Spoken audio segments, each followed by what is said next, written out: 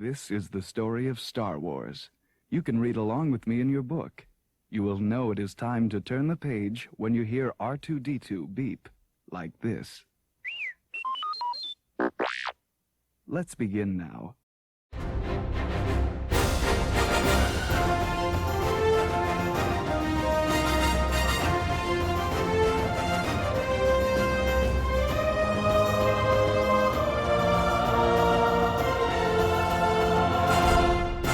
You are listening to Fantha Tracks. It's time to spin round the rim. This is Desert Planet Discs. Star Wars music in a single file. Here are your hosts, Carl Bayless and Level Up Leroy. Following live broadcast is recommended by the Imperial Council in the belief that your commitment to remain upstanding citizens will be reinforced. It is required viewing for all members of the Imperial forces. Time now for Desert Planet Discs, brought to viewers everywhere in the hope that our own lives may be uplifted by the comparison and enriched with the gratitude of relief. This transmission is unrehearsed and unedited, and is hereby begun without further comment as to its lack of moral value.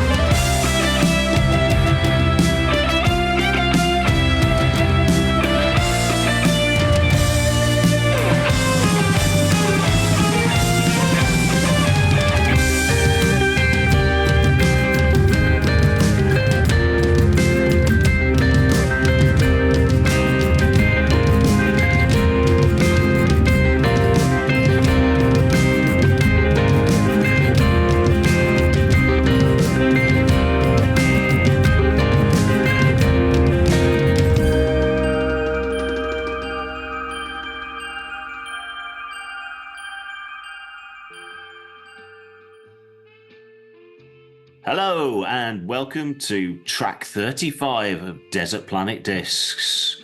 And out of the gate there we had Blues Harvest with their rendition of the Mandalorian theme, which is available now on all good streaming platforms.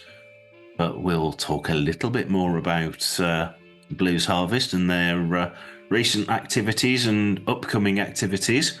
But before all of that, I am, of course, Carl. Hello. And joining me in his second full episode as co-host. Yeah, he hasn't run off yet. No, not yet. Not yet. I'm still here. we have Leroy. Hello there. How's it going, sir? Yes, really good. Thanks. Good to be back. You managed to get me in for a second episode as full host, so yeah, that's pretty good. Third time's a charm, hey? Yeah, that's it. But you've been busy boy, zipping around the globe in. Yes, and next month is looking to be even busier. So it's going to be a busy couple of months with MCMs and New York Comic Cons and Amsterdam Comic Con and Fax After Party in Belgium. So it's probably my most rock and roll month ever in the world ever. Rock on. There we go. And remember, folks, if you do see Leroy out and about at any of these conventions, go up and say hello to him. And come up and say hello. I've usually got stickers on me, so that's if you like a sticker, that is. They're definitely worth about 10 pence, I would say. So there you go. Something for nothing. Exactly. That's what more can we say? But can't offer more than that. Yeah, picking up on what we were just saying about Blues Harvest, you had a recent joint gig with them up in sunny Preston. Yeah, that was pretty good. We were up there and did a night together, which was great. And they've sort of been doing a bit touring lately, haven't they? So yes. They were like, come and party with us. I was supposed to be at one of their infamous holiday specials last year and couldn't make it. So we've done so many gigs together. We were trying to make this happen for a little while, and we're up in the Ferret. So which obviously they were big advocates of Save the Ferret back in the day. That was the hashtag that they were all chatting about, and I'm glad they did. Got to go up there and play in the Ferret. So that was pretty awesome. Yeah, it's always good to hang out with the boys, though. They're good guys. Yeah. Yes, and as we say, that track, Mandalorian, along with their version of The Marshal's Tale. Yeah. Also that's from Book of Boba Fett, isn't it? Yeah. It is, yeah. Fully legit on the streaming services. You can go and get it on your Spotify, your Apple, wherever. That's cool. That's it. Go to your smart speaker of choice and say, Alexa, play Blues Harvest, and off she'll go. And anybody that is listening to this on Amazon Alexa or whatever, that will have now sent it into an infinite loop. Because if you're listening to this on it and then give it a command within that, I don't know whether that sort of creates, like if you Google, like a vacuum of just just Blues creates Harvest vacuum. What a vacuum to be in there. That's it's definitely. And then they also had a very ominous post up as well, just sort of saying the 27th of the 9, 24. Do we know more about this? I think we do. Well, I think we do. They're not rivaling Oasis for sort of announcing a mega stadium tour and dynamic pricing and all. I was going to say, will there be costs involved? The more popular their music is, the higher the charge for the yes. But they're on the 27th of September. So as this comes out, you should be able to get it now. They're releasing another single, which is their version of Star Wars main theme, and Augie's great municipal band from Phantom Menace, which, of course, is the theme from our very own Making Tracks. So we've already had a bit of a sneak peek of that. Awesome. When you've been checking out the Making Tracks. So, that will be out as this goes out, it will be out there, so you can download both at the same time. Nice. Yeah. Both singles at the same time. Imagine having all of that Blues Harvest in your world. I mean, that's great. And of course, if you're going to download those, why not also download the very, very excellent Made in Space? Which is from one of their holiday special gigs. Yeah, I think that was also in Preston. Yeah, I think it was. Yeah, I was talking to Andy about that. Their version of the Doctor Who theme, of all things, has gone really sort of, for them, has been quite viral because there isn't much Doctor Who music on like TikTok and things. So a lot of people are using their version of the theme in videos. So check that out as well. Yeah, I think we do need an album from them soon, though, don't we? Really? Yeah, definitely. Come on, guys. Definitely. And if you need a remix, send me the stems, guys. You know the drill. There you go. There you go. The offer's there, guys. Get in touch. We have spoke. We have. Before we move on, a sad bit of news, obviously, recently in the Star Wars world. The passing of the legend that is James Earl Jones, obviously voice of Simba's dad and the voice of the alphabet on Sesame Street. Yes, very iconic. Yeah, Field of Dreams, and the voice of some space wizard or something. Evil space wizard. Was he evil? Was he good? Who knows? Oh, well, spoilers. Conflicted. Let's just say conflicted. Yes. Unfortunately, it's becoming a more regular occurrence that people from the galaxy far, far away are leaving us. And not just Star Wars, but he leaves behind a great body of work. And interestingly, I also saw the story that apparently he's done a deal before he passed, licensing his voice for use in future Disney Star Wars projects. So, although he may no longer be with us, obviously, was it in Mandalorian? They were saying a lot of the Luke dialogue was actually voice AI trained on all of Mark's dialogue from like the original trilogy. Wow. So, in fact, if you look back, I'm sure there's an interview that they did on Making Tracks with a guy from the software company that did it, and it's like an AI voice simulator that they literally played loads of young Mark, so they could actually, the actors weren't trying to do an impression of Mark, and obviously, Mark's voice now is, as you know, as everybody gruffer. once you get older, gruffer, lower in tone. And so they trained up this voice AI and they were trotting out the obvious, with great power comes great responsibility, because it is scary how accurate you can get these things now. And again, that's a couple of years ago, so the technology's constantly moving on. So I think they've obviously got the ability to get all of James's previous recorded voice works and continue to voice Vader into the future. So and I think that's a good, AI is very a polarizing subject at the best of times, isn't it? It's like the acolyte, but when used right and with consent, I think it can be a great tool, and it can help keep that legacy going for someone, can't it? Yeah, and in this instance, I think that is the key. Whether they approached him or he approached them, I don't know. But the fact that they've gone the right way about it. I mean, obviously there's stories of another Star Wars legal case currently doing the rounds to do with the use of the likeness of Peter Cushing in Rogue One.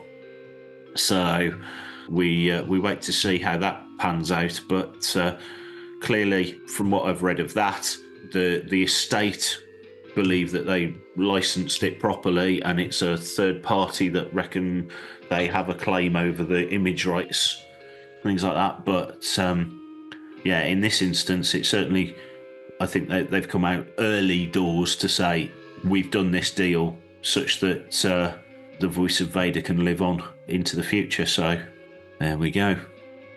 Yeah, sad news indeed. But yes, if you only knew the power of the dark side. But happier news, and back onto music news as well. Yes.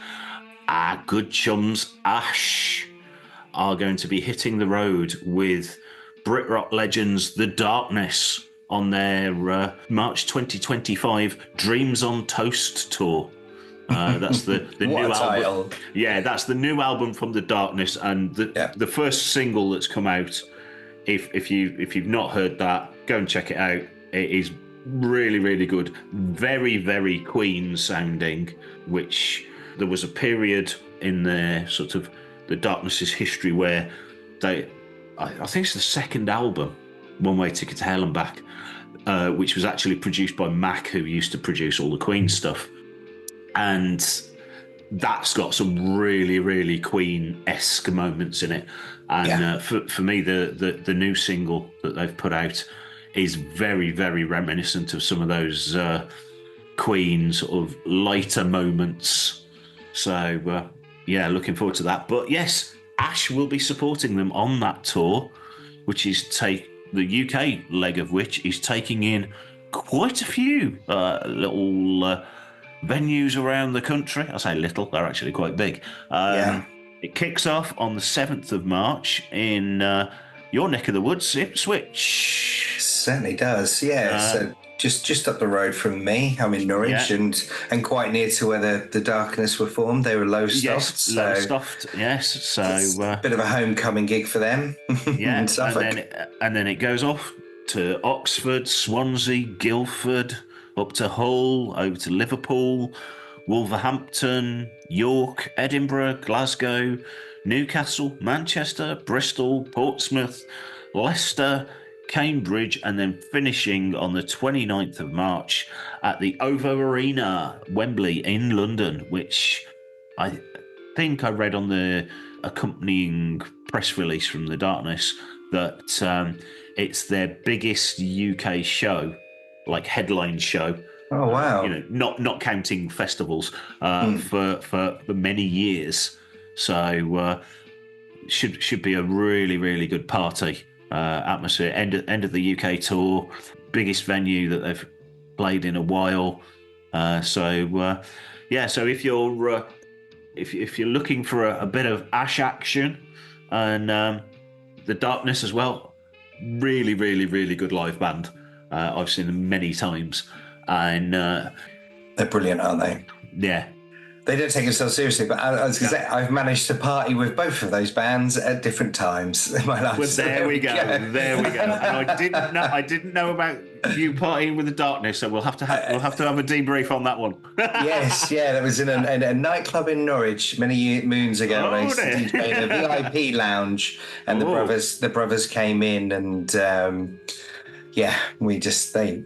we all got horribly drunk. It was awesome. They're really good guys, though. Yeah. And it'll be interesting to see the new audience, because obviously Justin Hawkins and his Justin Hawkins Rise Again. All these new fans that are coming through that are discovering The Darkness through that podcast and stuff. So it's amazing, really. Yeah, and they also put out. I think it came out in cinemas, like a limited cinema release late last year. And then it came out on Blu-ray and DVD this year. There's a film, like a documentary film about them and their sort of their journey. God, I hate that word. It's gone all X Factor. But it kind of starts at the height of their fame.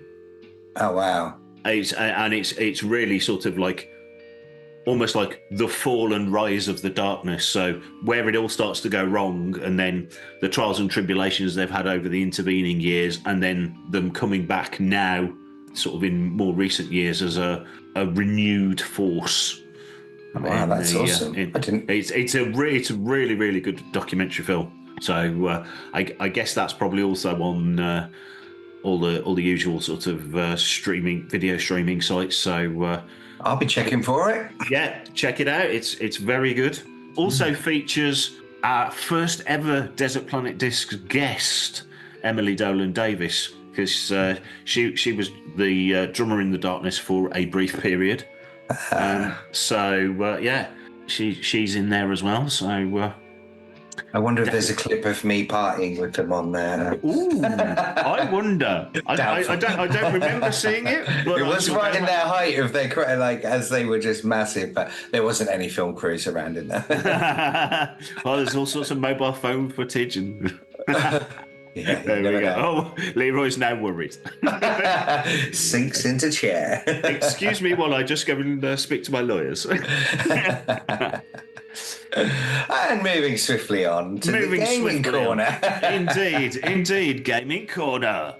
Yeah, we've not really ever massively chatted about gaming on the show. I don't know. Were you one of the extra members of Brown Squadron?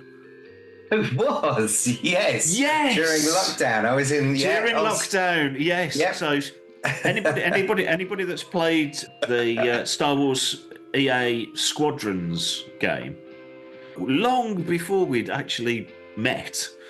Yes. Yeah, it was me, you, Andy, Greg, and someone else. The name.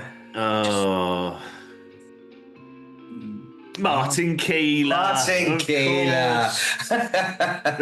The glue that holds the universe together. Yes. We had Brown Squadron, which was aptly named because we were probably the worst players of the Squadrons game, and I can only apologise. I know several times we played and there were like a couple of people missing. You got the option to like opt in with another squadron. People kept opting into our squadron when I got and then opting out. Yeah, and they're taking it really seriously. We're just like flying into things. That's about... Lego Star Wars games I can handle. Those are about my level. And we were chatting off air earlier. Battlefront, I normally get shot in about a minute by probably a 9-year-old sniper. No. Battlefront is my jam, and we need Battlefront 3. It's not happening, but we need it. Solo 2, Battlefront 3. Yeah, we'll put them on the list. Yeah, we'll make it happen. That's it. Look at the wishes we've made come true so far. Yeah. Ghost, Vintage Collection Ghost, Vintage Collection Cantina. We're the podcast that makes wishes come true. We are. We are. In fact, I don't think enough is made of that. Oh, Vintage Collection Blurgs for Santa. There we go. Yeah. Yeah, made Santa's wishes come true. So we need something back. So, gaming. The last few weeks has seen the release of the Star Wars Outlaws game, which was, I think it's fair to say, hotly anticipated, but has kind of got mixed reviews so far. Yeah, it has. Certainly, a lot of the reviews I've seen of it have tended to pick holes in what was being promised versus what's being delivered, and read somewhere that Ubisoft, the developers behind it, have revised their forecast sales for the game several times since its release, and their share price has taken a bit of a kicking as well. So, I was very excited for this, and I was prepared to pre-order, and I was gonna, I really wanted to go all in, and I can't remember what happened. For some reason, I didn't get around to pre-ordering it, and then they released a clip of the gameplay, and I just didn't quite feel quite there for me at that point. Yeah. So I still do want to go and play this. I think this is going to be a great adventure, but I don't think it's from what I'm kind of seeing, what I'm kind of reading, it's not the kind of Grand Theft Auto Star Wars that we were kind of expecting, this massive open world, go do what you want. It feels very like almost like the Jedi Survivor games. You have to follow the plan, follow the script. So yeah, definitely will be getting it. Be interesting to play it for sure. And I think as it was coming out, I just was like, oh my gosh, I am way too busy to buy a game. Yeah. I'm just not going to get to play it, you know? Yeah, it's just going to sit on the hard drive while I'm just jet setting around the world. Yeah. Does someone want to play the world's smallest violin for me? It's terrible, isn't it? It's terrible. But but the soundtrack also came out, so that's now available on all good streaming sites. And the composer Wilbert Roger II has a few quite hefty titles to his name already. Been involved in the Old Republic game and the Vader Immortal game as well, which was great. The VR thing, and like some really, really big, what you would call mainline titles. He also does some of the Call of Duty games and Lara Croft and stuff like that as well. So, there's... again, I'm not a massive gamer, so it was a new name to me, but certainly the music I've heard from it so far is... it's up there with a lot of the music from all these games that... These are the guys coming through, like your Michael Giacchinos and people like that were influenced by John Williams. And, so there are elements of like his influence in how they put this music together, especially because they're like putting their Star Wars hat on. So stylistically, they're trying to echo that. But really, really, really good. Maybe we should do a gaming special. There we go. Yeah. Well, there is actually the music. There is actually just a tie-in on the Fan Tracks YouTube page. There we go. There is the Star Wars arcade, which is. I don't know if there's been any videos up yet, but the plan for that channel or that show is to live stream some of the Star Wars games. Oh, you can live stream me playing Battlefront. There we go. Live stream Leroy playing Battlefront. Not the X-Wing game. I'm not. We'll get Brown Squadron back for one final tour. Oh my gosh, maybe we should. Leroy, you're flying in the wrong direction. I don't know. Oh, that's pure carnage. You know this Rogue Squadron movie that we're going to do. I think they should make it about Brown Squadron. That's where your Star Wars comedy movie can come in. Absolutely. We'll just have a Brown Squadron film. I need to fire that up and have a look at my character as well. I think we all made sure that we were all in brown overalls. The beige overalls. Really. Brilliant. Yes. Completely. We were the worst looking team and the worst playable team out there. Definitely. If you came up against us, it was an easy win. You won. Yeah, easy points. Yeah, so there you go. But because I as I've lamented previously, I don't have a PS5. Now my tiny violin. Yeah, I do have a PS4. Hey, which means that in the last couple of weeks, I've finally been able to get my hands on a copy of Jedi Survivor. Woo! Hey! Oh my gosh, let's just talk about that ending, Carl. How good. Not there yet. I'm stuck on a really difficult bit. It's like slidey down. So what you have to do on that screen, you put your name in on that screen, and then the game starts. Yeah. Right. Okay. Yeah. I was big fan of Jedi Fallen Order. I always called it Jedi Fallen Over. In fact, I think I did a Facebook post at the time and got Jedi Fallen Order, and then the game on its side, Jedi Fallen Over. Gags all the way.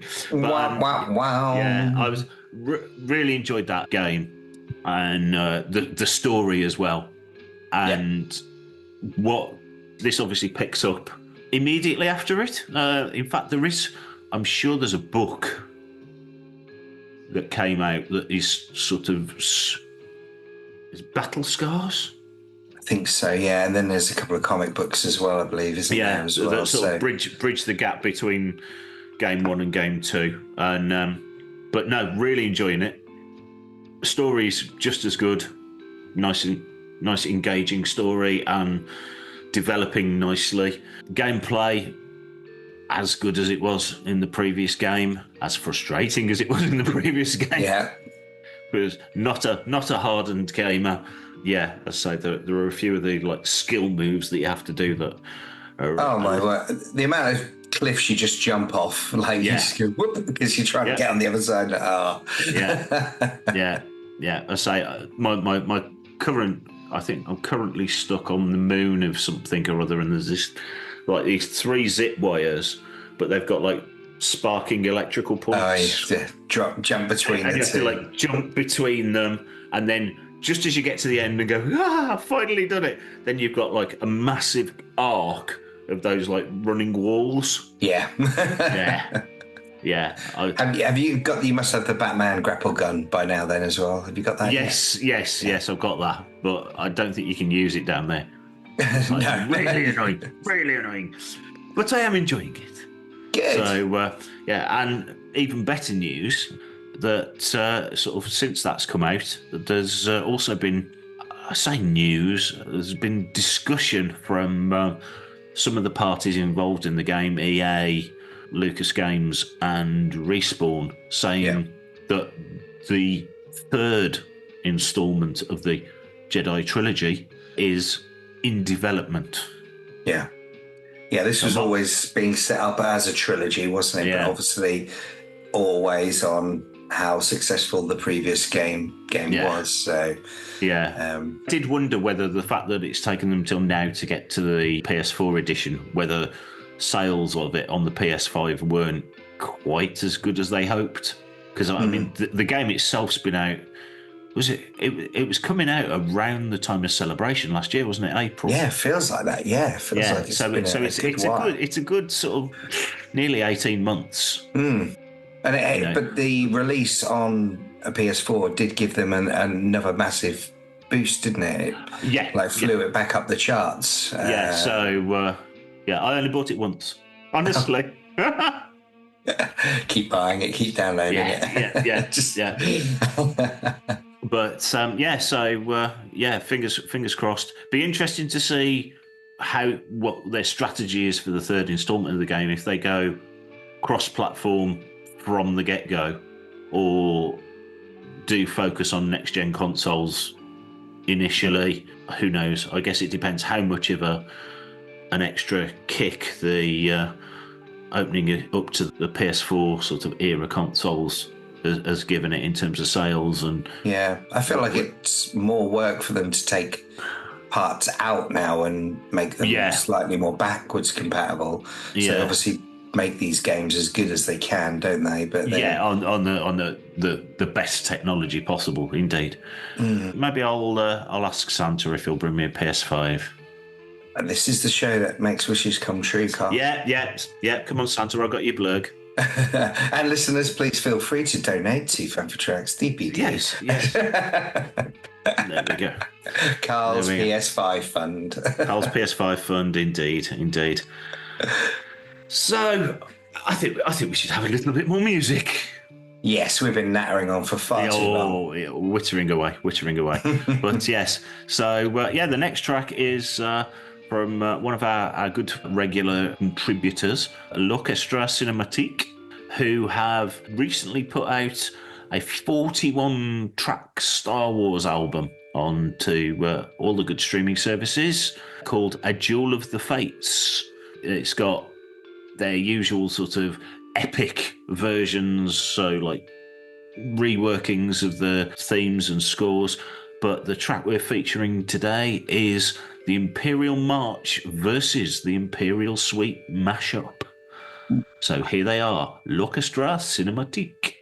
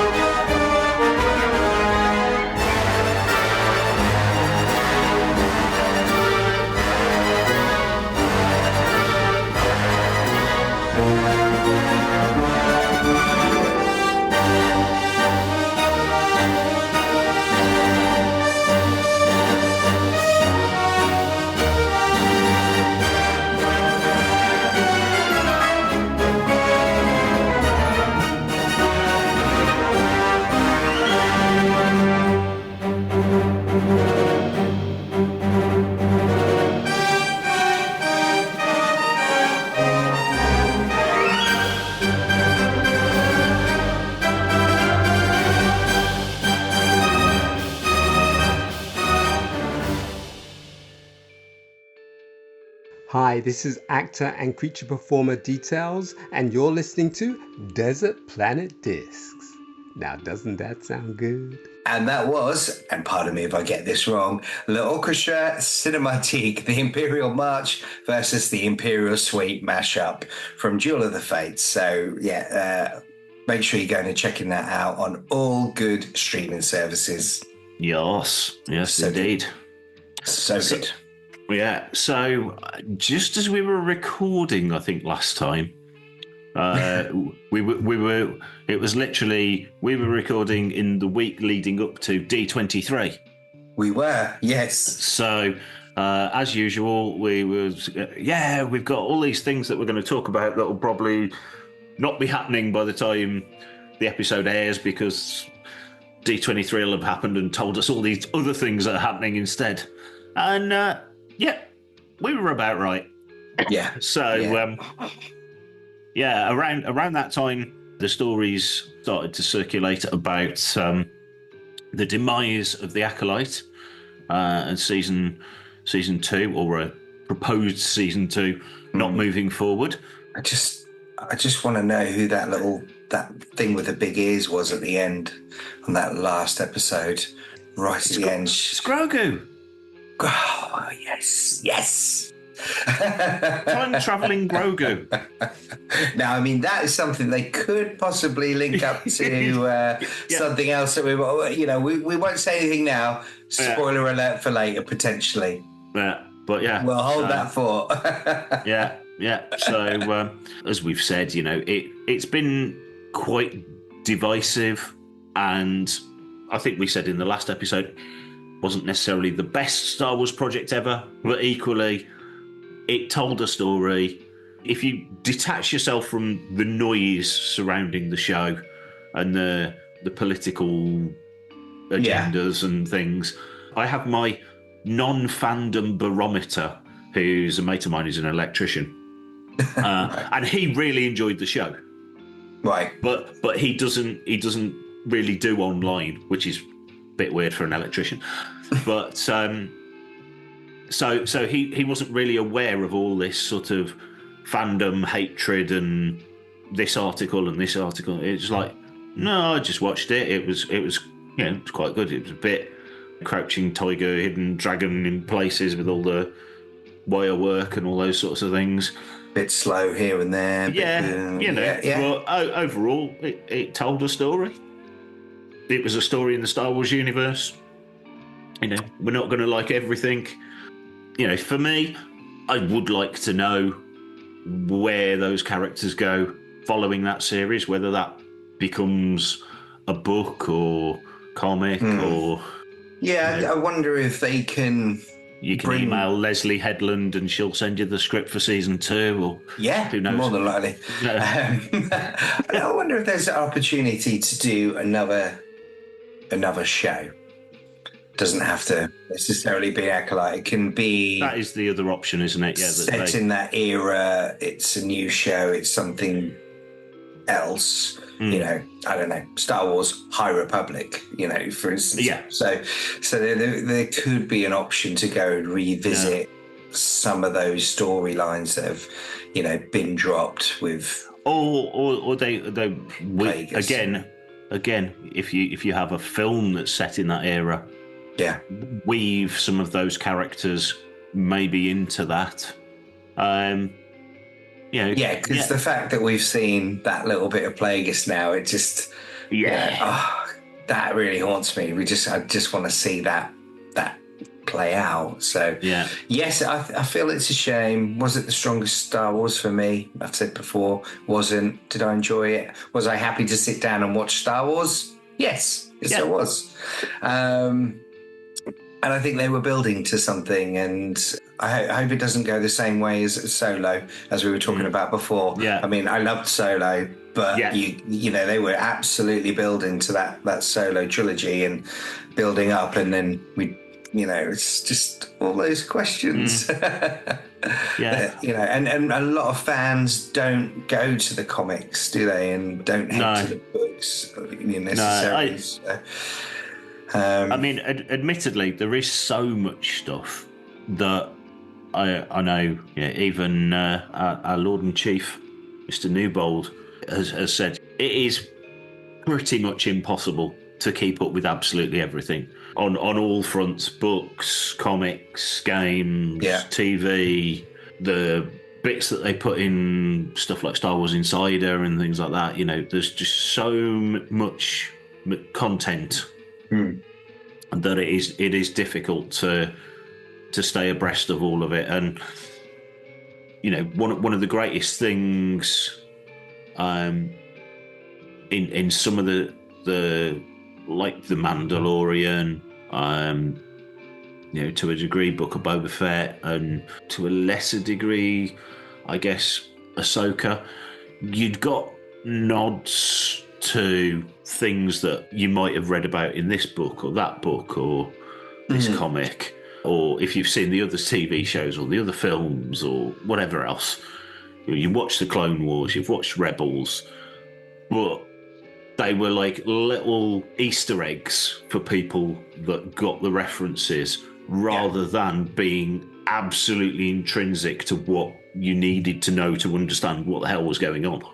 Yeah, 100%. Yeah. And, I think that's where it becomes dangerous, that you start to go, well, we've shelved that, but season 2 is now going to be converted into a book. That book goes off and happens. And then meanwhile, you bring the characters back in. It's a bit like the Marvel universe. If you don't watch the post-credit scenes and stay right to the end of all the credits, then you go into the next film and go, hang on, where's everybody gone? What happened there? Endgame, half the universe has disappeared. What do you mean? How did that happen? Yeah, that's all right. Nick Fury will sort it all out. What do you mean? He's gone. Well, bring in Samuel Jackson. Spoilers. But yeah, so, and like we said with the HasLab Cantina project, ultimately, whether it's right or wrong that like a HasLab project doesn't get funded or a Star Wars show gets cancelled, it's bad for Star Wars. Whether it was the best story in the world or the worst story in the world is entirely your judgment. But for me, any Star Wars content product being cancelled because of bad press, not enough backers, not enough interest, whatever, that's bad. That's bad for the brand as a whole. Yeah. Because sooner or later, they're just going to go, well, we've tried this, we've tried this, we've tried this. We can't really do anything with this brand. Yeah, so we won't. That's the fear.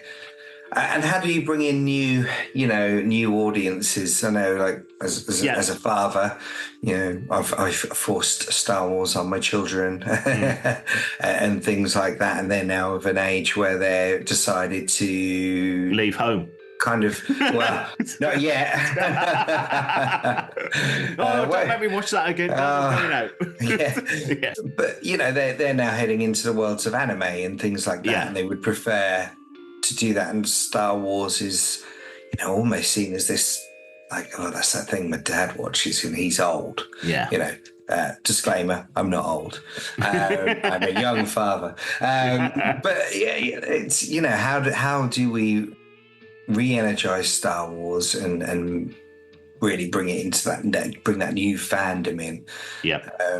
I think that's what we need to do. And in a sense, hats off to Disney and the Acolyte for trying, because they're like, well, let's try something new. So again, it's really tricky, and it's going to be hard to please a lot of sets of fans. Are we seeing, with Star Wars Outlaws not doing so well, is that because, quote unquote, and I know there's a whole plethora of ages of people that game now, but it generally does sit with that younger audience. Is that because Star Wars isn't relevant for them? Yeah. As well, maybe I know the game has had some mixed reviews on gameplay, etc. But there was a time where if the brand itself doesn't engage, picking up on a similar conversation that Brian and Paul were having on Good Morning Tatooine, Sundays at 9 p.m. UK, 4 p.m. New York time, on YouTube and Facebook Live. They were sort of saying, at the moment, there's all this sort of talk of Disney moving to a 24/7 channel that's going to have Star Wars content rolling and Marvel content rolling, like an oldie worldy TV channel, you know, programs on at a certain time and things like that. Who knew? But that could be what these brands need to pull people in. Yeah. As well as, I think the other thing Brian said was like a cleverer algorithm, because at the moment it's like, it says, yeah, you've watched a Star Wars show, so you might like these other Star Wars shows. Well, how about you've watched this kind of murder mystery, so you might like The Acolyte, even though it's set in Star Wars. And those sort of things. Maybe the fact that there's a rolling 24/7 channel that will have Star Wars content on it means that instead of going off to the little Star Wars section of Disney Plus and clicking on it, a new audience of, you know, presumably younger viewers, but maybe not necessarily, you know, will have that channel on and go, oh, this is quite interesting. What's this? Star Wars. Oh, right, okay. Yeah. Yeah. Does Acolyte work better under the Netflix mantra of here we go, here's all of the episodes in one go, go binge, and then the people that maybe don't like a certain episode, because there was a few episodes that was quite slow, and that was where the noise really the volume came, didn't it? Yeah. If you haven't got a chance to have that, like a slow episode, there's a couple of slow episodes in like Stranger Things and things like that, but no one talks about them because the pacing of like how fast, have you watched it all yet? Yes, I have. Brilliant. Yeah. I wonder if that helps. Yeah. I mean, that's a sort of long held debate with streaming, isn't it? Is it better to have everything done and watched in like a weekend or over a couple of days, but you run the risk then of, let's take season 1 of The Mandalorian. Everybody, I mean, even when the first episode of that had dropped, it took them about 2 days before the internet was awash with Baby Yoda. It's like, oh, look, it's a Baby Yoda. It's Yoda as a baby. It's like, no, it's not Yoda as a baby. It's set after it, but yeah.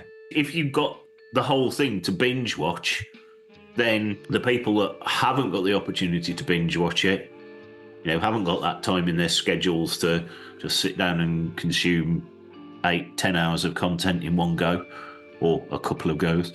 It's an old new debate. Which is the best model? Dropping it all in one go so that people binge watch it, or dropping it over a series of weeks so that people have got more of an opportunity to set aside the hour or so a week to watch their favourite show. Yeah. But equally, it keeps the name of the show, or it keeps the show in the spotlight. It keeps it alive longer, doesn't it? For sure. I just wonder if now whether that's necessarily a good thing. Yeah, whether that's a good thing. Again, with something like The Acolyte, on the one hand, Disney will have been very, very happy that people were talking constantly for a period of 6-8 weeks about their show. Yeah. And then they shut it down very, very quickly. But you will get a little bit of ambulance chasing in that negative stories will breed interest as much as positive stories. Oh, so yeah, people will have gone to watch The Acolyte to go, it can't be that bad, can it? Let's have a watch.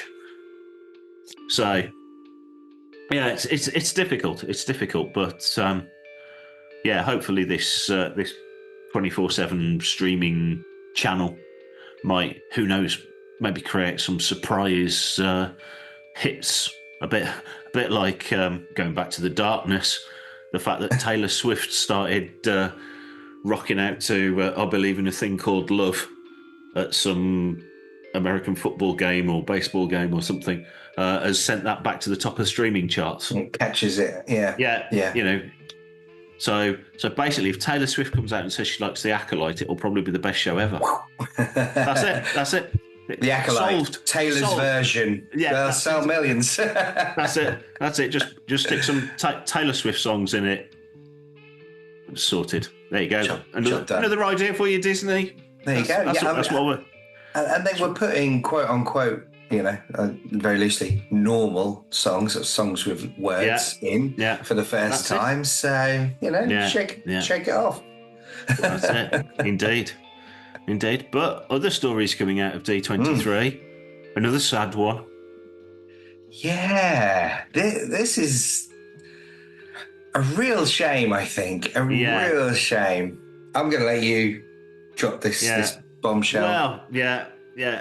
It wasn't so much said that there won't be a Galaxy's Edge in Paris. Like never ever, but the bit of land that everybody thought they were going to have as the Star Wars land, which I think the original plan was to have a scaled down version of Galaxy's Edge, so you wouldn't have had the Falcon, but you'd have had like X-Wings and things, and you potentially would have had Rise of the Resistance or a version thereof, but maybe not the Smuggler's Run Falcon actual ride.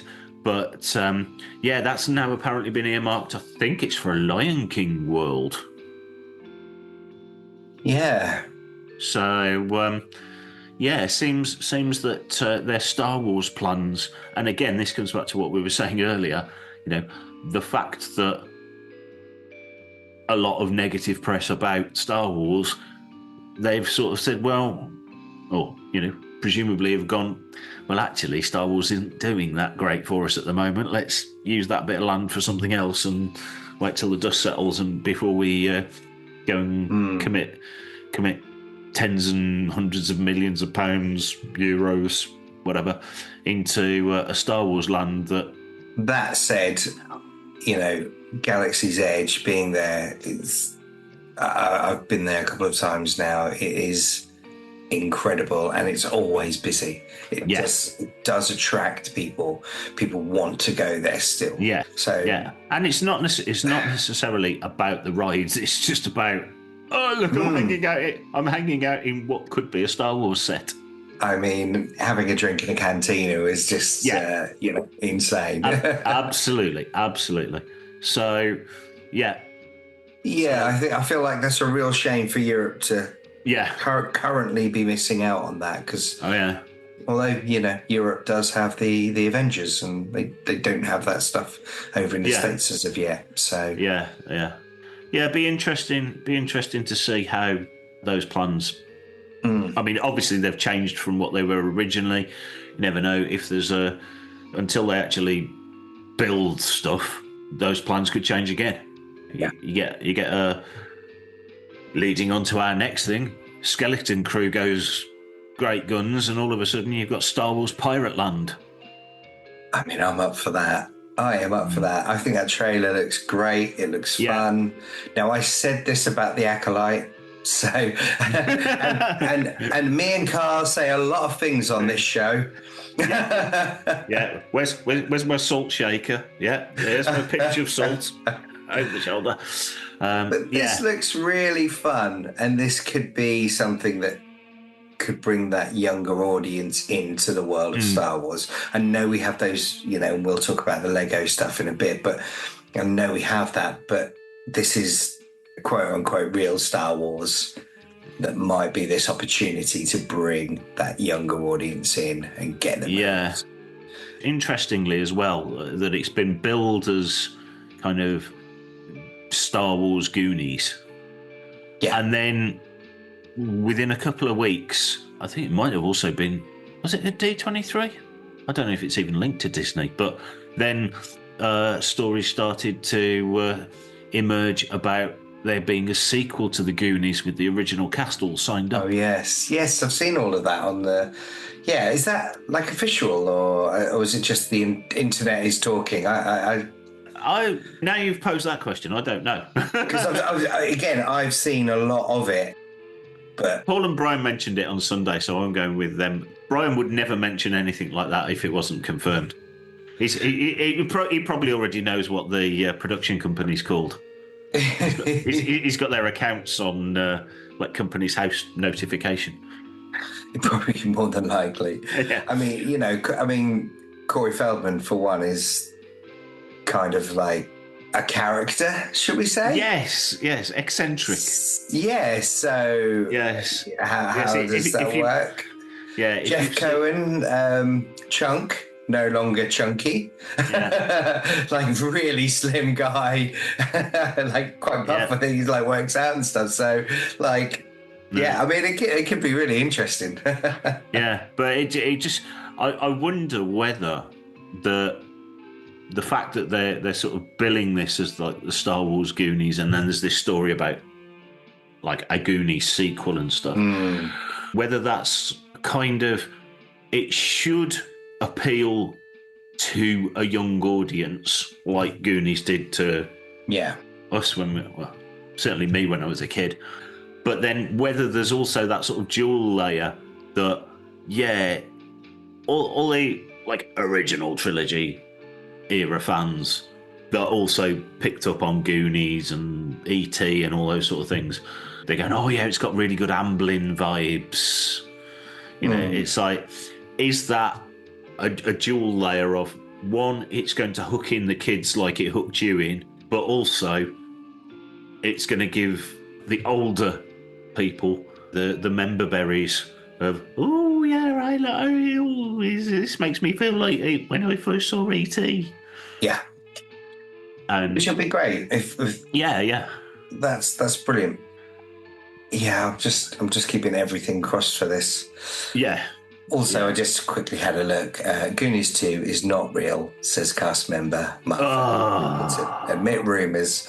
There's no script, no one attached, and Spielberg is not directing. No. It was in Variety on September the 13th. So, sorry if I've bursted everyone's bubble. Although we are the show that notoriously gets things wrong. So yeah. Take whatever Variety is saying with a pinch of salt. By tomorrow, there'll be a full press release with all the original cast signed up.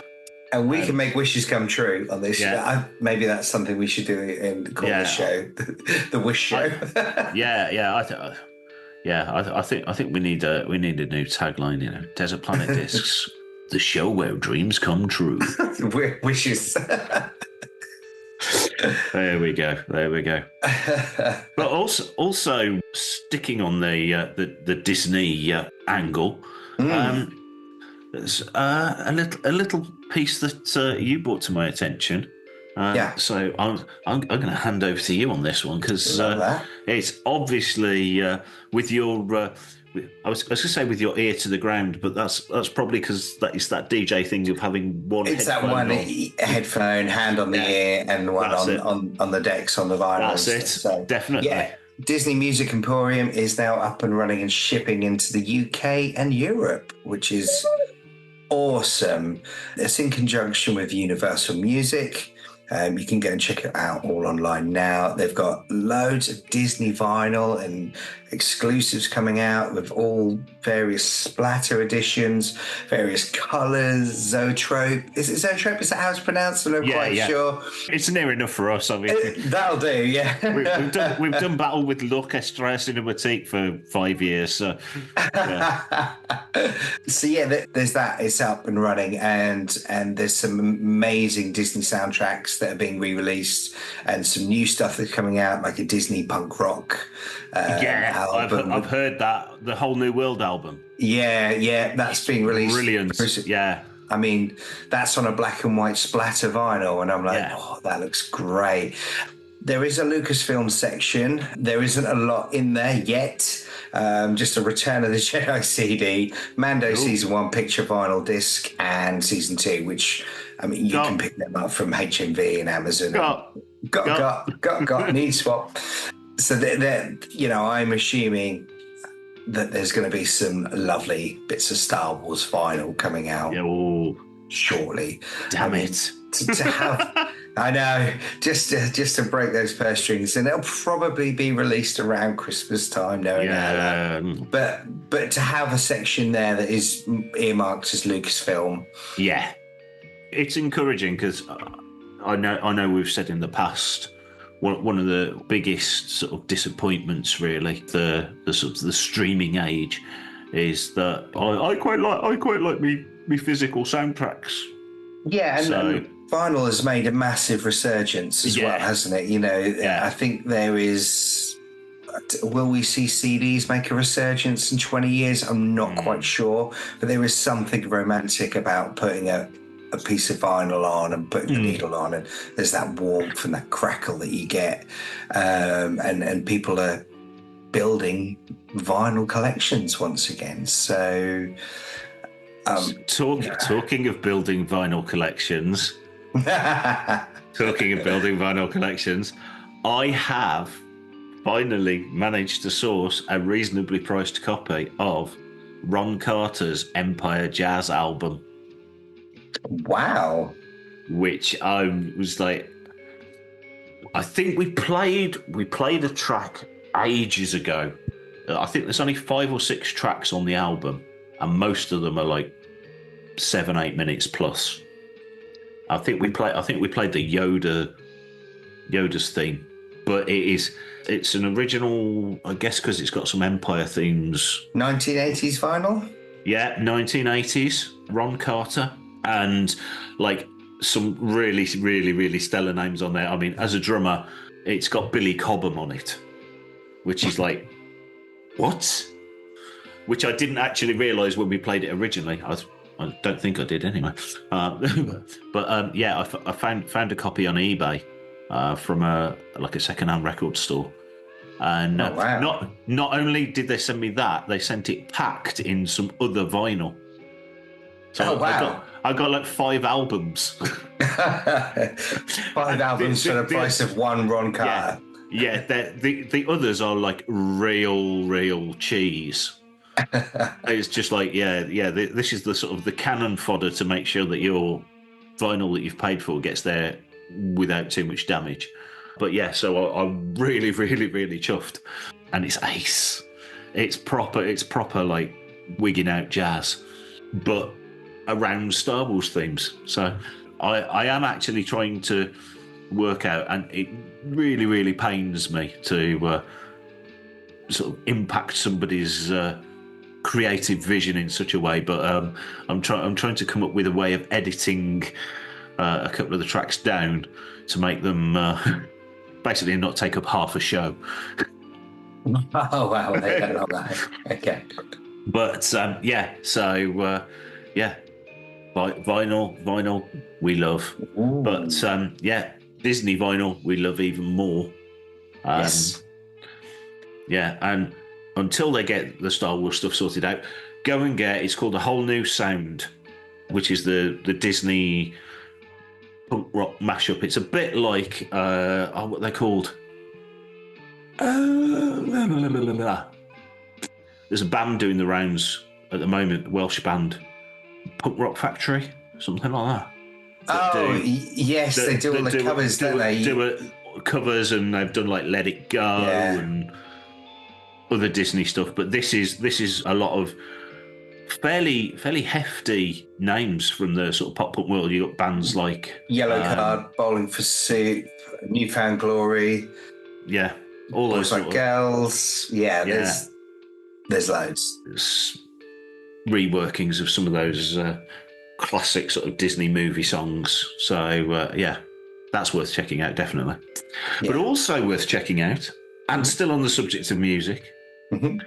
There is a John Williams documentary entitled Music by John Williams, which is someone got paid to come up with that title, you know. I know. What can we call this film about John Williams doing music for films? Oh, why don't we just... Oh, look, in the credits it says music by John Williams. Yeah, that'll do. That sounds good. Great. Yeah. Right. Should we go down the pub now then? So that's getting a theatrical release. I don't know whether it's I'm guessing it's one of these sorts of limited theatrical releases, as in it'll only be there for a few days or at select cinemas. But theatrical release in October, but then it comes to Disney Plus on November the 1st. So if you're not lucky enough to be on hand to a cinema, and I've got to admit, if it isn't in a cinema anywhere near me, I'm going to watch it at the cinema, because hearing that orchestral stuff through a huge Dolby surround, cinema PA system, that's what you need. Oh my gosh, yeah. So, and then I'll watch it again on Disney Plus and go, what I really need is a subwoofer 5.1 surround sound system. Yes, Mrs. Mooncat, we need more. Yeah. Can I get one at the same time as my PS5, please? To make the PS5 sound good. I see what you did Exactly. Yeah, I want to watch Star Wars, and when the Star Destroyer comes in at the beginning, I want the foundations of the house shaking. Yes. It's as it should be. Absolutely. But yeah, so check that out. And say, no more details at the moment on what theatres it's coming out to, and Disney Plus on November the 1st if all else fails. And moving on from house shaking, we need to talk about hips shaking. Hip. Hot dang. You know where we're going with this one. Oh, yeah. He's already had one mention as part of Brown Squadron.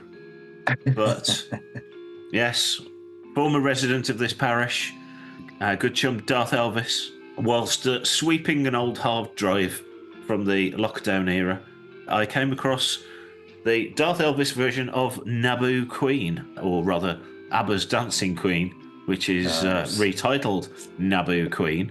So, I think we featured it on a previous show, but just sort of having a listen to it, and quite selfishly because I was barely involved in putting some of the music together, so it was like, this sounds really good. Well, do you know what? I think we need to play it again. The last 3 shows, we've had a Level Up Leroy remix on there, so I think it's time for some Mooncat drums, love. There we go. So this is Darth Elvis feat Mooncat.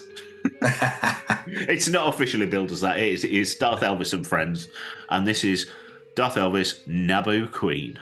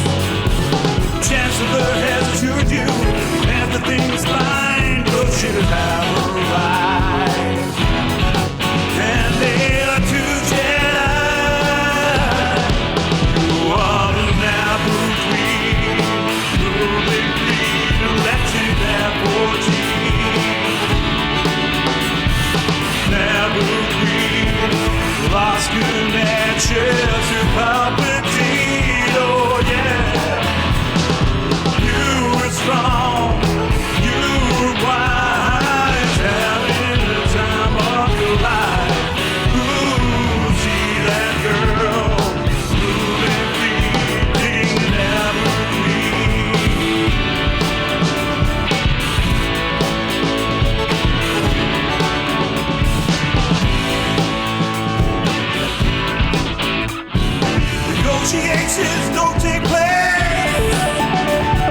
The jelly bastard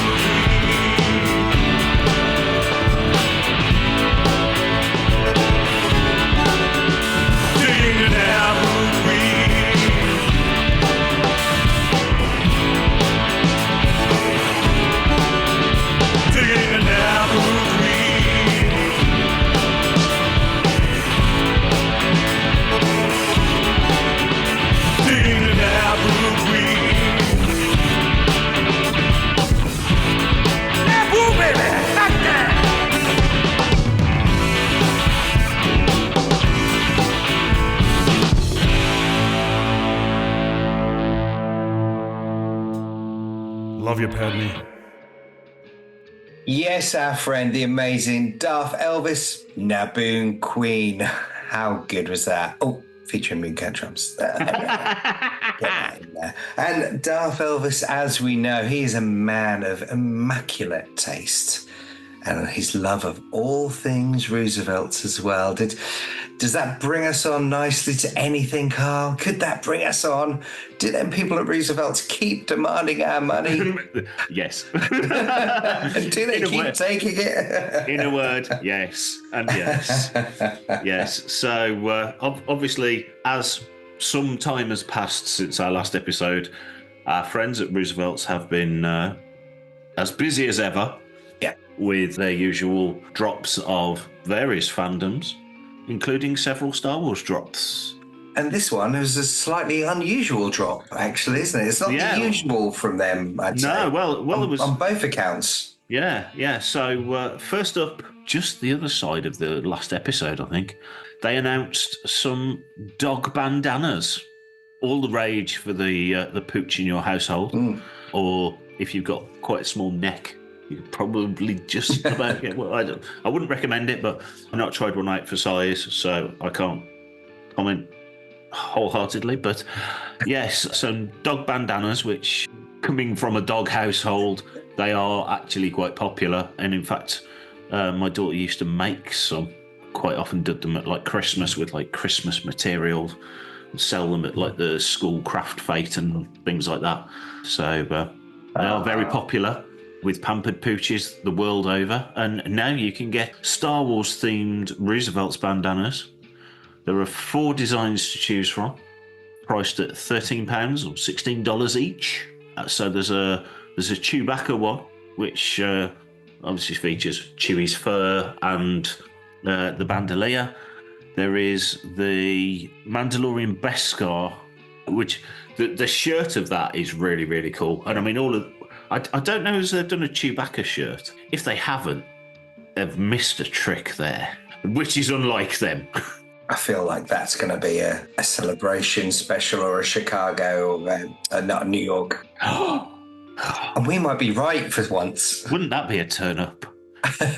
And then we've got there's like the Star Wars poster, the Hildebrand art Star Wars poster, and then the one that I know definitely features on a shirt, which is the Luke Sleepwalker.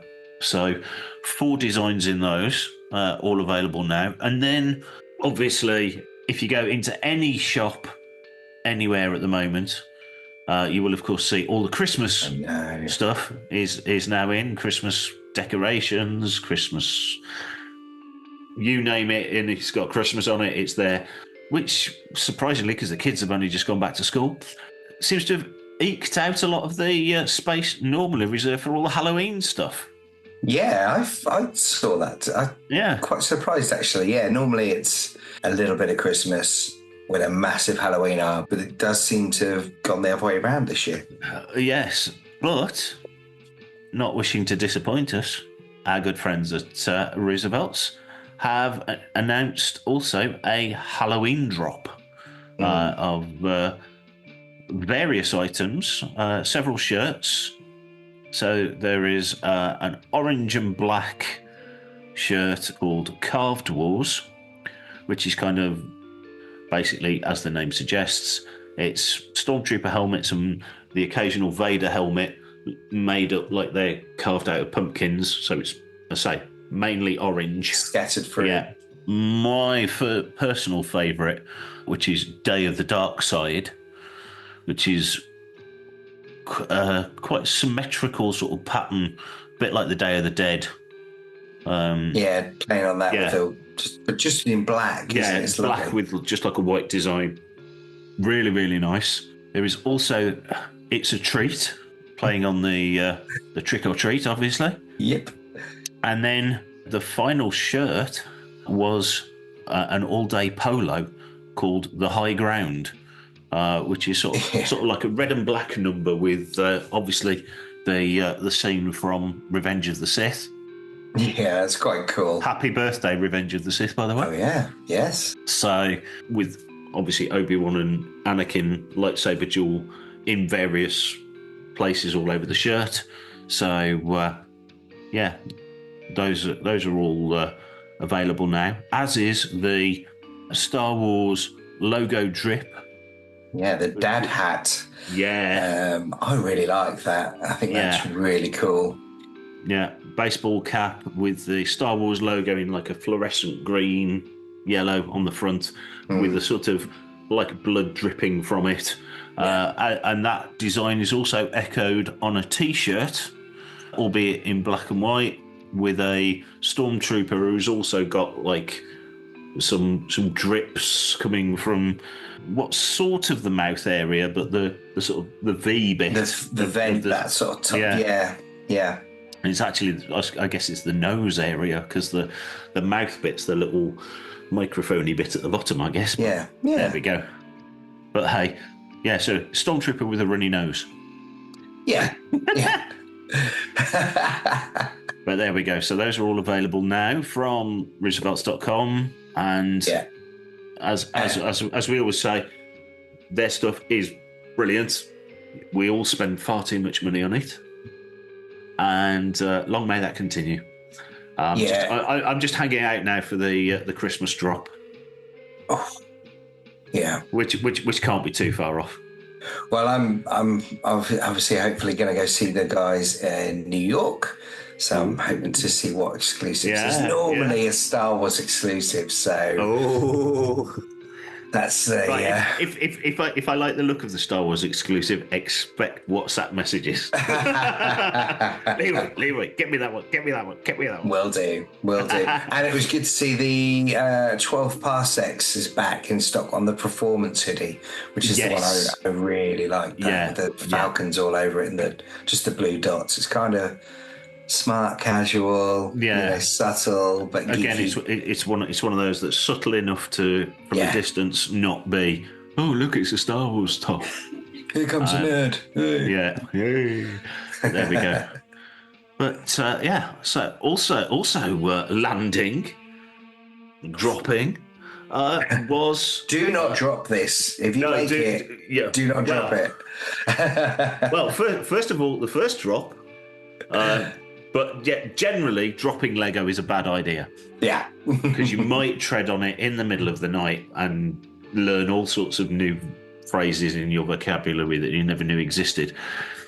So the much anticipated, I think did they originally mention this on or around May the 4th? That they were coming out with a new Lego show. I feel like it was announced around that time. I was in hospital and on lots of drugs for May the 4th, so I was with tonsils out and all went wrong. But so I was kind of away with the fairies, as it was. So which is a little bit like Lego Rebuild the Galaxy. Yes, which is quite. In fact, it could well have been written by Leroy whilst he was away with the fairies on all sorts of painkillers. And so the latest, I was going to say Lego special, but it's actually, I guess, like a mini series. Yeah, episodic. Had me hooked. 4 episodes, each sort of weighing in about 20-25 minutes. And I know a lot of people have called it this, so why should we be any different? It's a little bit like a Star Wars What If. Yeah, 100%. Yeah, so it's an alternative universe, Star Wars multiverse, call it what you will. And they do not hide behind that at all, do they? No. Literally, it's out there on Front Street. Yeah. I really enjoyed this. Yeah. We were talking before we started recording, and it is what you expect from a Star Wars Lego special. It is irreverent. It's funny. There are so many in-jokes for fans of all ages, and the kids will love it because it's very slapstick humour in places. You've got even poking fun at sort of the one of the more recent series, the Jedi Young Jedi Adventures. So you've got Darth Nubs. Nubs, yeah. In there. So you've got all these characters in this alternate universe that are Sith Lords, and because we're in an alternate universe, you can have multiple Siths at the same time. Yes, and so everything is spun on its head, isn't it? Yeah, so you've got TIE fighters, a mashup between an X-wing and a TIE fighter. Luke isn't the hero of this universe. He's basically a surf bum that's conning people in pod races. And as you said earlier, Mark Hamill is absolutely hamming it up in this one, and he's probably living up to his name. Probably a good thing if they're not using the AI from this version of to get Luke in other episodes. Yeah, this is Mark really going out on a limb, and it's just one of those things you can tell, even though it's only a voice performance, you can tell he was really having fun, poking fun at the character. In some respects, it's irreverent, but not to the point of it's destroying the character. It's just having a bit of fun with an alternate version of Luke who isn't this great galactic hero and can't really get what all the fuss is about, and he's pulling all these little sort of side hustles to get by, and he's quite enjoying his Tatooine beach life. But yeah, you've got Sith Lords of, as was in the trailer, Darth Jar Jar. Who was brilliant. This is gonna hurt you, sir. Yeah, you got Darth Kit Fisto. Yeah, he was really cool. Quite menacing, actually. Cool. Yeah, and then you got this Hammerhead comes down and he goes, "Oh, and Darth Hammerhead. Sorry, I don't know what your name is." Yeah. Just all these nods to sort of oldie worldy fandom. Yes, Hammerhead used to be called Hammerhead. Yeah, before they started giving everyone names, like the Wolfman and things like that in the cantina, wasn't it? That's it. So, definitely worth checking out. And we won't spoil too much of the story, but you've also got, right at the end, a couple of loose ends, shall we say, that are left. This is definitely left open for a potential sequel, spin-off. Call it what you will. Which could be really fun as well. That just looked like it was going to be super fun. Yeah, definitely. And characters from all eras as well. So you'd got the dark side Rey. Yeah. From the sort of sequel trilogy, kind of embodied into it. And a couple of character cameos right at the very end that weren't Darth Plagueis or Yoda, but definitely lead to a very amusing spin-off. Just as much fun. Sequel, yeah. So check that out now on Disney Plus. I think my favourite line from it was in that first episode, though. I said to you, they were on a crate and they touch it and they're like, oh yeah, salt, and then everything goes and changes and they go, pepper.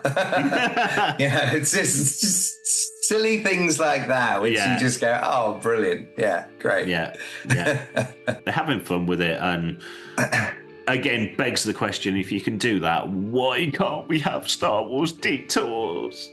But again, another wish. We're full of wishes today. Put them on the list. In fact, we were talking earlier and saying, oh, we hadn't got an episode title. I think we're going to call when you wish upon a Star Wars. There you go. That's our episode title. Done. Right. Done. Sold. Well, we were so close to the end as well. So. I know. But of course, before we go, oh yes, we're talking about wishes. We're talking about coming up to Christmas. Something you can put on your Christmas list if you're really, really, really good is the newly announced Ultimate Collector's Series Lego sail barge. Yes. Weighs in at a quite hefty $500 or £429. But for that, you are getting 3,942 bits of Lego. Ooh. Most of them brown. 11 minifigs. I mean, that's with some very, very cool ones. There's a Max Rebo in there. Yeah, he looks so cool. And yeah, cute little Lego Max Rebo. You've got a Jabba. You've also got a Hut Slayer, Jabba's Dancer Layer, Slave Layer, call it what you will. Bib Fortuna. Yeah. And then R2 and 3PO, Salacious Crumb, the Gamorrean, and various of the other characters from the sail barge. So, some nice figures in there. But yes, the pictures of this thing, I do like the fact that in the press release it says this 18+ set. I'm like, really? It's like, that's grown-ups. yeah. Is that just because of the Hut Slayer layer? Isn't it? It's deemed a little bit risque. Although, as Mark Hamilton pointed out, interacting with the guys on Good Morning Tatooine, this version looks like she's wearing shorts. So the original Lego minifig, the legs were all pink. Right. So from the back, it just looked like she was wearing almost like a thong. Right. Whereas this, they've sort of coloured in, so it does look like she's wearing sort of purple hot pants. But they're acknowledging the character. It's a key part of the scene. So key part of the scene, especially as they're then kind of not making that figure anymore, are they? With Hasbro and things. So yeah. Yeah. Very cool. But it's a weird one because this although it's deemed as like one of the Ultimate Collector's series, so it comes in a massive box. I have seen some unpacking of the said box, and within it you've got two little sub boxes. They did that with the Falcon, didn't they? Yeah. Sort of split it up to. Yeah, and it does look absolutely awesome, and it's not just the sort of the outer, obviously, because you've got all the minifigs and whatever, you can actually drop the sides down and there are stylized interiors of the sail barge. So you've got like a little kitchen area, Jabba's like throne bit in there obviously as well, a little Max Rebo keyboard, and then up on the top deck you've got all of the guns and everything else, and some of the little shutter windows open so you can find your Boba Fett figure and smack him off the side of it, and then down into your Lego Sarlacc pit. Into your Sarlacc pit, yeah. Yeah, sold separately. Obviously. They know how to work it, don't they? Those folks at Lego. Yeah. So so that looks a really, really nice set. It's going to be big. The official information apparently suggests the model measures a total of 77 centimetres in length. So that's a big chunk of plastic. That is a lot of brown pieces. Yeah. Well, as I say, there's 3,942 pieces of Lego, and I say if you look at this thing, most of those are brown.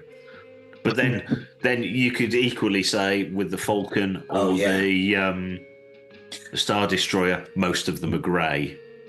Yeah, true. So, yeah, a different colour palette. It's got the sails on the top, and those are apparently detachable, so you can actually have it as a plaything, albeit a very expensive plaything.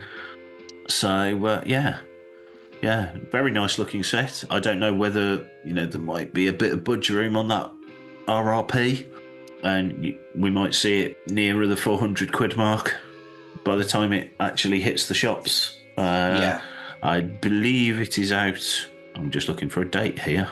Doesn't say on this bit. No, I don't think we have a date for No, this yet. I've got a feeling it's early October. Just in time for Christmas, everyone. Just in time for Christmas. Just in time for you to save up for Christmas or buy it and pay off your credit card sometime by July next year. So there we go. Yes, Lego sail barge, and to tie in with the Jabba's Palace, Jabba's sail barge thing. Yeah. Our final piece of music for this evening, today, whenever you're listening to this, is a cover of Jedi Rocks from obviously the special edition Return of the Jedi, and this is from a young chap on YouTube by the name of Studio Nicktendo. So go and check him out. And this is his version of Jedi Rocks. Go Nittang! Na na na! La wawa! Go Nittang! Shotang ima jeju hanta need you. Go ni naki janoi kan chechikun. Chika kuja upapa chika naki you bang rapaka me wang piane. Yeah! Ule wan chuku chiki pata tinga ria ta yali yali.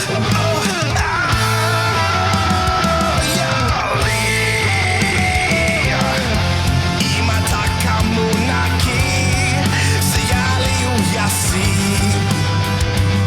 Mona. Junkie sada marana tuwa. Hey, kuya zalama. Oh, hachiduke. So that was Jedi Rocks by Studio Nicktendo, and you can find him on YouTube. So Yeah. Nice little video showing him playing all of the instruments on that version. So very clever chap. And that about wraps us up for this evening. It's been an absolute pleasure again. The fact that we managed to eke some time out of Leroy's exceptionally busy schedule is a miracle in itself. But yes, don't forget, as we've already mentioned a couple of times, Good Morning Tatooine is now back on Sundays, 9 p.m. UK, 4 p.m. New York. And Brian and Paul going through a whole host of regular features, including Last Orders at the Cantina, Jabba's Court, and some From the Vault pieces as well. In this week's episode, there's a bit with Nick Gillard, the stunt coordinator for the prequels, sort of archive interview from him. So definitely worth checking out. And if you get involved live on Facebook and YouTube, you can chuck in comments and ask the guys questions live as they're streaming out to the world. So or just chip in with abuse, which also seems to be a fairly regular occurrence. So check out Good Morning Tatooine, and until next time, Yes. we'll be seeing you. Be seeing you soon. Bye. Bye.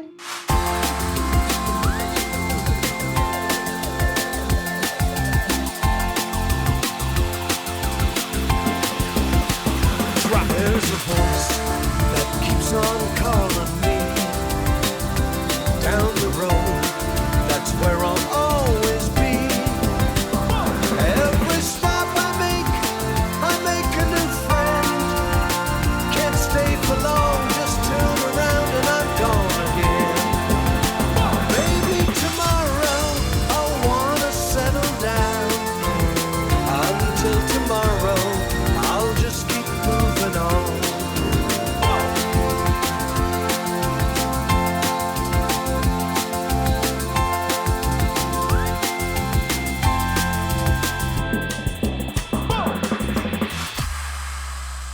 Thank you for listening to Fantha Tracks Radio and this episode of Desert Planet Discs. For all your Star Wars news, reviews and everything else, head over to fanthatracks.com, or why not like, follow or subscribe to our social media pages, which can be found by searching Fantha Tracks on your favourite channels. Get in touch with us by emailing radio@fanthatracks.com, and putting Desert Planet Discs in the subject line. It helps the pit droid sort out where it needs to be sent. Of course, we'd be honoured if you subscribe to the podcast channel and leave us a review, preferably a 5-star one, via Apple Music, Amazon, Audible, SoundCloud, Spotify, or wherever you get your podcasts.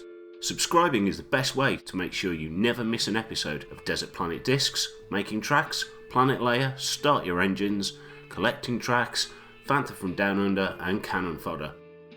Weekly Making Tracks shows drop every Tuesday at 7 PM UK time, and other shows drop on a rotation every Friday at the same time, 7 PM. If you'd like to see what we look like, then don't miss Good Morning Tatooine on Facebook, YouTube and Twitch every Sunday at 9 PM UK time, 4 PM Eastern and 1 PM Pacific. Huge thanks to James Semple for the Fantha Fair intro, and Mark Daniels and Vanessa Marshall for our voiceovers. And remember, Fantha Tracks Radio and TV is totally free. No subscriptions, Patreon and the like, so what's stopping you? Come back soon, I'll be waiting.